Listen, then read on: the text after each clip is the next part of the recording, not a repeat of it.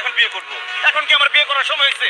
এখন আমার গার্লফ্রেন্ড নিয়ে ঘোরার সময়। গার্লফ্রেন্ড নিয়ে আমি রিক্সায় ঘুরবো, লিটনের ফ্ল্যাটে যাবো, লাইফটা এনজয় করবো। এখন বিয়ে করে আমি আমার জীবন নষ্ট করতে পারবো না। আরে জীবন নষ্ট হবে কেন? বিয়ে করলে জীবন পরিপূর্ণ হবে।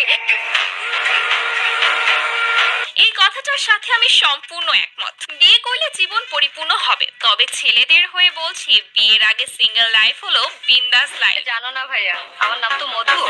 তোমার ভাইয়া বলে আমার সবকিছুই নাকি মধুর মতো। ও আচ্ছা আচ্ছা, ভাইয়া ঠিকই বলে।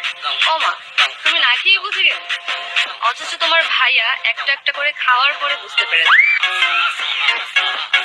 মেয়েটি কিন্তু খাবার খাওয়ার কথা বলছে, আপনারা আবার অন্য কিছু ভাববেন না কিন্তু। আচ্ছা যাই হোক, এই টপিকটি স্কিপ করে গেলাম। নেক্সট।